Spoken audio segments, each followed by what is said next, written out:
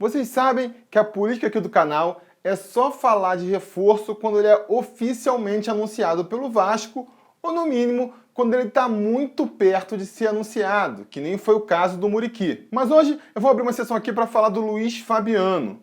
E não é só porque a negociação está escancarada na mídia, né? Não é claro que ele vem para o Vasco, mas é claro que a briga está entre o Vasco e a Ponte Preta. O Luiz Fabiano deve ir para a China essa semana, acertar a rescisão do seu contrato com o clube chinês lá, e na volta ele vai anunciar se vai para o Vasco ou para a Ponte Preta. Semana passada saíram notícias de que ele estava certo com o Vasco, agora saíram notícias de que ele está certo com a Ponte Preta, não dá para saber. Mas eu estou fazendo esse vídeo aqui principalmente para evitar um argumento que está muito em voga agora aí na internet, nas redes sociais, que é, depois do anúncio feito, né, aí se o Luiz Fabiano vier e eu falar mal, mas você está falando também que é ruim porque veio para o Vasco, né? Porque se tivesse ido para a Ponte, estava falando que o Vasco tinha pago o mico.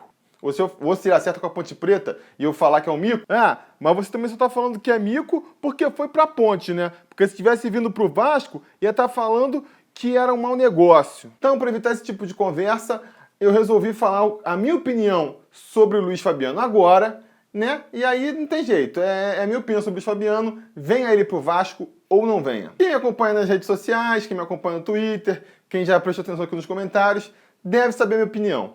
Eu sou contra a vinda do Luiz Fabiano para o Vasco. Acho que não vai ser uma boa para o nosso time. Eu sei, tem muito vascaíno torcendo para o Luiz Fabiano vir, achando que ele é a solução da lavoura, muito vascaíno cuja opinião eu respeito, mas o que eu posso fazer? Eu acho que não vai ser uma boa para o Vasco. E já deixo até avisado aqui, não é que eu não gosto do futebol do Luiz Fabiano, acho o Luiz Fabiano um ótimo atacante, sabe? Foi nosso centroavante na Copa do Mundo de 2010 com todos os méritos, na minha opinião. E assim, eu acho que todo vascaíno, se não gosta, se não admira o futebol do Luiz Fabiano, pelo menos respeita, né? Já que o Vasco é um dos clubes que mais sofreu o gol dele. Ou seja, a gente tem total conhecimento do poder ofensivo que esse jogador tem, né? O estrago que ele pode fazer jogando no ataque. Pô, velho, se você gosta dele, por que você não quer ele no Vasco então? Então, vários motivos. Vamos lá, vamos enumerar aqui os motivos para eu ser contra a vinda do Luiz Fabiano. Primeiro,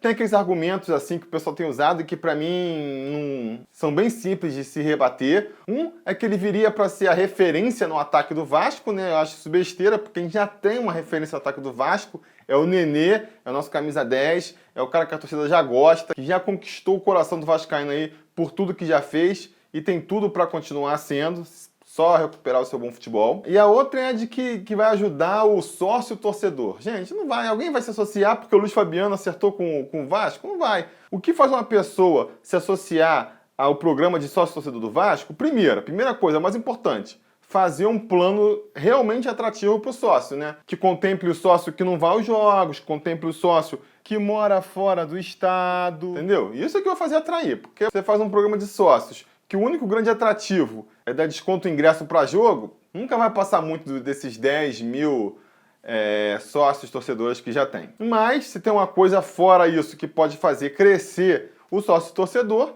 é um time bom, um time que vença os jogos, um time que deixe o torcedor alegre. E isso aí a gente pode conseguir com ou sem o Luiz Fabiano. Então não acho que o Luiz Fabiano seja determinante para conseguir aumentar o número de sócios torcedores do Vasco. Vai, então fala logo por que você não quer que ele venha. Primeiro motivo, vou falar, vou ser meio repetitivo aqui, mas eu tenho que falar, é porque o Luiz Fabiano tá velho, né? Caraca, maluco, já vem de novo com esse papo aí de que jogador é velho, maluco. Mas, gente, o que eu posso fazer? O Vasco só contrata jogador velho. É um dos problemas do time hoje, essa questão da média de idade alta do time. Então a gente tem que ficar trazendo esse argumento de volta.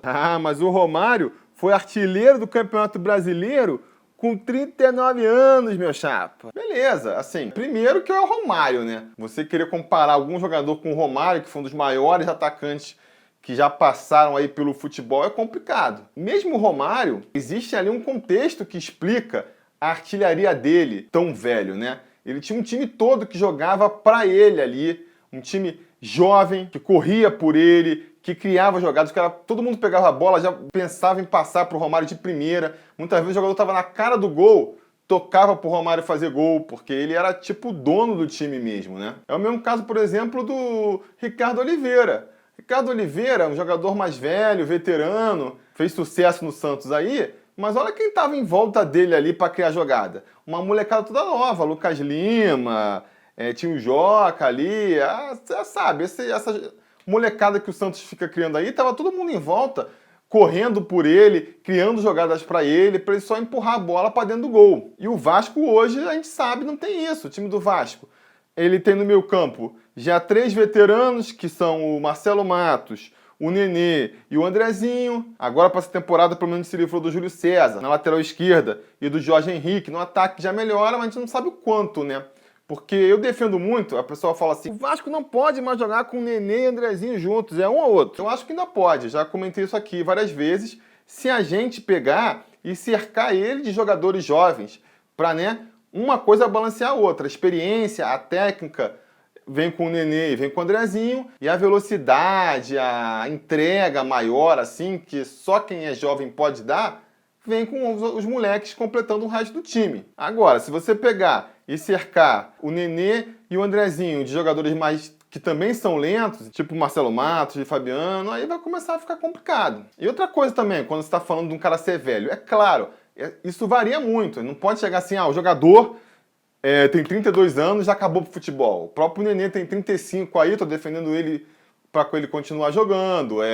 Eu não, Muriqui, as pessoas acham que eu falo que ele é velho. Eu não falei que ele é velho para jogar, ele tem 30 anos, ainda pode jogar, até porque sempre foi um jogador veloz, acredito que ainda esteja com velocidade e ainda vai ser útil para o time. É a velhice dentro de um contexto. Por exemplo, se você me perguntar, mas você prefere o Zé Roberto com 40 anos lá no Palmeiras ou fazer que nem o Vasco fez em 2015 e trazer o Jorge Henrique com 32 anos lá do Inter? Eu prefiro muito mais contratar o Zé Roberto, porque você vê a carreira dele, o cara tá jogando no Palmeiras, correndo que nem se fosse um garoto, participando ativamente da campanha do time campeão brasileiro. Então, assim, apesar de ter 40 anos, ele é um cara que ainda demonstra que tem futebol aí. Enquanto, por exemplo, quando o Vasco trouxe o Jorge Henrique com 32 anos, bem mais novo do que o Zé Roberto, mas ele estava como? Ele estava na reserva do Internacional, sabe?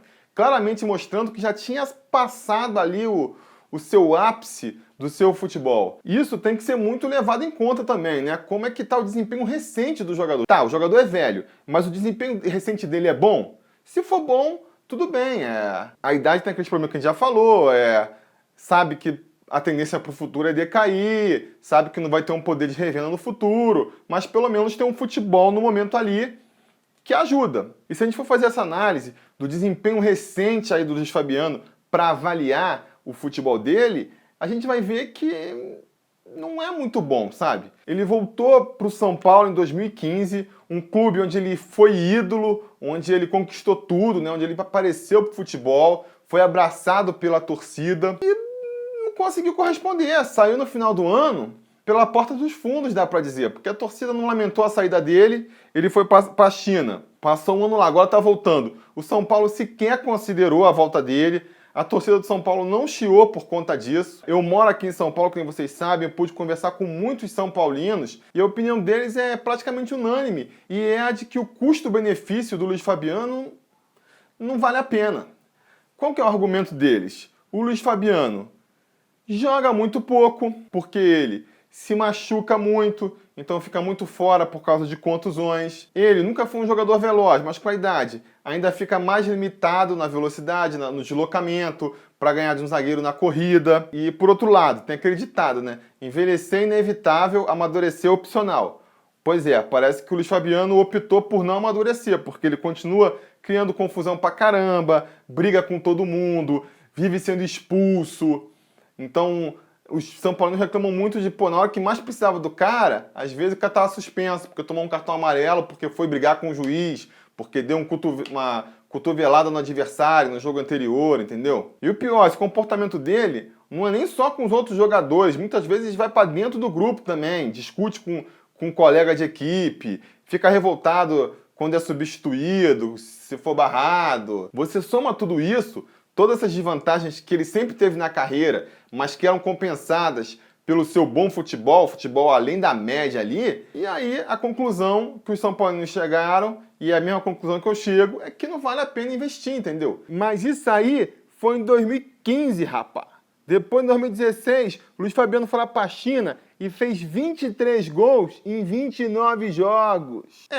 Se no vídeo do Muriqui, por exemplo, a gente comentou que a China não poderia ser muita referência pela má qualidade do futebol de lá, considerando a primeira divisão, considerando a Copa dos Campeões da Ásia, quem dirá a qualidade de uma segunda divisão do campeonato chinês, né? Então, para mim, a temporada que ele teve no São Paulo, depois ele vai jogar a segunda divisão da China, é tipo o elefante se afastando para morrer, né? Segunda divisão da China é o lugar onde os elefantes velhos vão para morrer, na minha opinião. A própria escolha dele ter ido para lá é mais um sinal negativo para a vinda dele do que o desempenho que ele tenha feito lá. Ainda mais sendo um jogador que vai custar tão caro pra gente e que vai fatalmente tirar dinheiro para a gente investir em outras posições onde a gente está mais carente. Porque um argumento que o pessoal usa muito é o seguinte também. Ele pode ser velho, não pode ter mobilidade, mas faro de gol ele tem. Botar a bola para dentro da rede ele vai botar.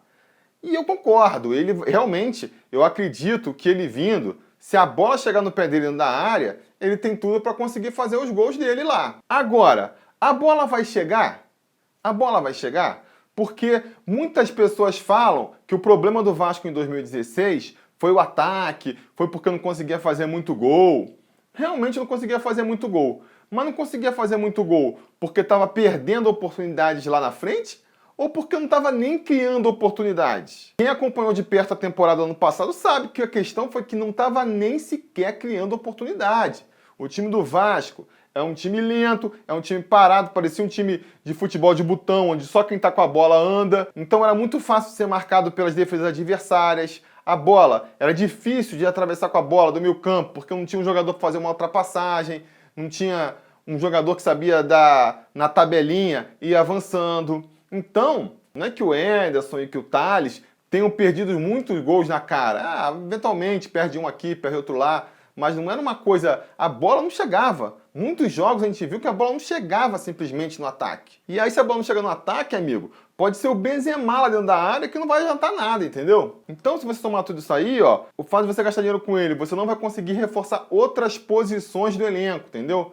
Porque se você consegue contratar um atacante de lado bem eficiente, um volante que além de marcar bem ainda apareça pro jogo, um lateral mesmo que seja acima da média, se você contratar esses jogadores, eles vão criar jogadas, e aí eu tenho certeza que você criando as jogadas, o Ederson ou o Thales vão dar conta do recado lá na frente. Agora, se você não contrata esses caras, por melhor e mais eficiente que seja o Luiz Fabiano, não vai adiantar nada também, porque a bola não vai chegar lá. E pela idade dele, a mobilidade dele vai estar bem comprometida. Então, se a bola não chegar na frente, ele vai ser aquele jogador que vai ter que resolver em 2 toques. Batendo de primeira ou no máximo ajeitando para bater. Porque não vai conseguir desenvolver uma jogada muito além disso. Aí fica complicado, né? Então, para fechar aqui, eu acho que é uma boa o Luiz Fabiano vir pro Vasco? Não acho, por todos os motivos que eu expus. Eu acho que se ele vier pro Vasco vai ser um fiasco completo? Não acho que vai ser um fiasco completo. Ele vai fazer os gols dele, eventualmente, quando jogar, quando ele for para campo. Se ele não estiver machucado, nem estiver suspenso, se o resto do time estiver arrumadinho e a bola chegar lá na frente e ele tiver umas 2, umas 3 oportunidades pro jogo, ele vai marcar os gols dele. Eu tenho a convicção disso, entendeu? O problema são todos esses poréns que eu disse antes. Não, mas se ele não vier pro Vasco vai ser muita humilhação. Nenhum jogador mais agora quer escolher o Vasco. Vasco tá perdendo jogador pra Ponte Preta. Nesse caso específico, principalmente, eu acho que não. Ele já revelou ele foi revelado pela Ponte Preta, ele é lá de Campinas. Ele já falou várias vezes que tem a vontade de encerrar a carreira na Ponte Preta. Os jogadores têm esses vínculos com seus times, é legal que seja assim, né? Porque é isso que faz a gente acreditar que num futuro o Alex Teixeira pode voltar pro Vasco, o Felipe Coutinho pode voltar pro Vasco, que nem já voltou o Juninho Pernambucano, que nem já voltou o Felipe, que nem já voltou o Edmundo.